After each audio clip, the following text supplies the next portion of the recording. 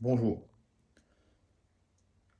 En ce moment, le procès du Rassemblement national, ex-Front national, inquiète tous les membres de la droite française. Son procès pour détournement de fonds au Parlement européen, datant des années 2010, donc évidemment il y a plus de 10 ans de cela, requiert contre elle une peine de 5 ans d'inéligibilité.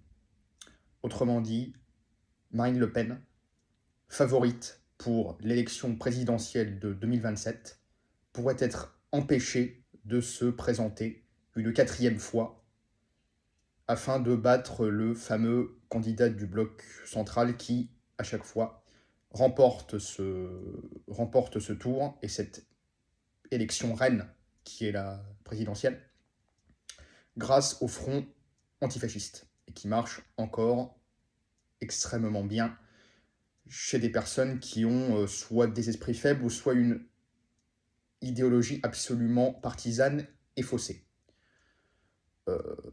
Donc, la chef du Rassemblement national pourrait ne pas se présenter et finir sous bracelet électronique. Voici actuellement que la justice française devient une justice politique. Ce n'est plus une justice neutre, ce n'est plus une justice impartiale, ce n'est plus une justice faisant son travail. C'est une justice de A à Z corrompue.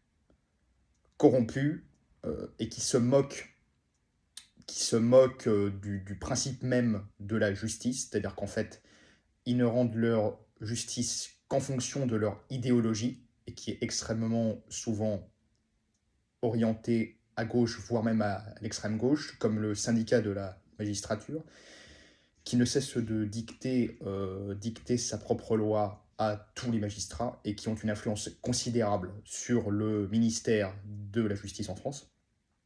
Un syndicat d'extrême gauche évidemment, et qui devrait être manu militari dissous, du fait qu'il est officiellement pris parti plus pour les coupables que pour les victimes, ainsi que son mur des cons sur lequel apparaît tous ceux qui ne correspondent pas à la doxa dominante de ce syndicat d'extrême gauche et pourri jusqu'à la moelle. Donc, ils se permettent de prendre parti et de juger une femme politique du simple fait qu'ils ne souhaitent pas que la France bascule vers une forme de droite et qui n'est plus même une droite d'ailleurs. C'est une sorte de centre-droit économiquement de gauche en ce qui caractérise le Rassemblement national. Donc en fait, ils souhaitent qu'une candidate qui ne leur corresponde pas ne puisse pas se présenter en 2027. Quand on entend que la France est encore une démocratie comme une autre, mais c'est une blague, mes amis. C'est une blague. Ce n'est plus une démocratie. C'est un coup d'État permanent des juges depuis au moins 30 ans. 30 ans. C'est-à-dire qu'en fait, il y a une prise de pouvoir des juges qui s'octroient tous les droits et tous les pouvoirs en France. La justice n'est pas officieusement neutre, elle est officieusement partisane. C'est elle qui condamne plus, plus ou moins fortement selon les individus et selon les cas qu'elle a à gérer. Ce n'est absolument pas une justice neutre, absolument pas.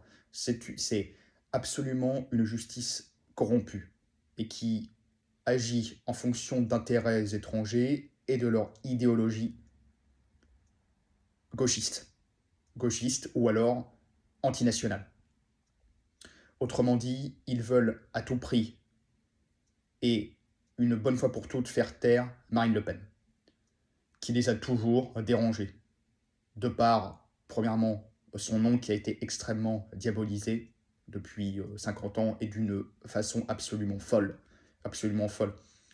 privant donc les Français de leur droit fondamental démocratique, c'est-à-dire à élire une personne en fonction de leurs idées et non pas en fonction de cordons sanitaires de gauche. Donc là, c'est la première fois, et c'est une bonne fois pour toutes, qu'ils vont condamner Marine Le Pen à l'inéligibilité, alors que des millions de Français sont prêts à voter pour elle en 2027, au présidentiel de 2027.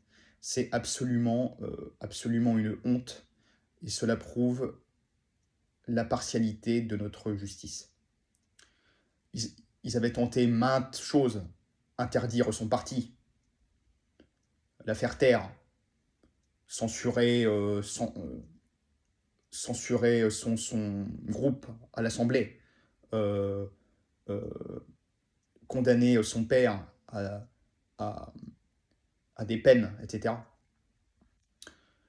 Ils avaient déjà cru que lui faire barrage deux fois était une bonne chose et serait suffisant pour qu'elle ne se réveille plus, mais ils n'avaient pas compté sur le soutien intelligent des Français, qui voient bien que leur pays est à la dérive et que seule une opposition qui n'a jamais eu le pouvoir puisse changer grandement les choses.